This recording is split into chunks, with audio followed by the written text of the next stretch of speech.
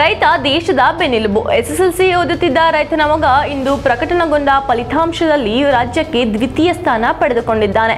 ಸಿದ್ಧಾಂತ ಎಂಬ ಈ ವಿದ್ಯಾರ್ಥಿ ರಾಜ್ಯಕ್ಕೆ ಎಸ್ಎಸ್ಎಲ್ಸಿ ಫಲಿತಾಂಶದ ಮೂಲಕ ದ್ವಿತೀಯ ಸ್ಥಾನ ಪಡೆದು ಹೆಸರು ಮಾಡಿದ್ದಾನೆ. ಅಂದಹಾಗೆ ಈತ ಬೆಳಗಾವಿ ಜಿಲ್ಲೆಯ ಕಾಗವಾಡ ತಾಲೂಕಿನ ಲೋಕುರ ಗ್ರಾಮದವನಾಗಿದ್ದಾನೆ. ಸಿದ್ಧಾಂತ ಆಚಾರ್ಯ ಸುಬಲಸಾಗರ ಪ್ರೌಢ ವಿದ್ಯಾಮಂದಿರದಲ್ಲಿ ಎಸ್ಎಸ್ಎಲ್ಸಿ ವ್ಯಾಸಂಗ ಮಾಡಿದ್ದಾನೆ. ಗಡಿಭಾಗದ ವಿದ್ಯಾರ್ಥಿ 625ಕ್ಕೆ 624 ಅಂಕ ಪಡೆಯುವ ಮೂಲಕ ಮನೆಯವರ ಮುಖದಲ್ಲಿ ಸಂತಸ ಚೆಲ್ಲುವಂತೆ ಮಾಡಿದ್ದಾನೆ.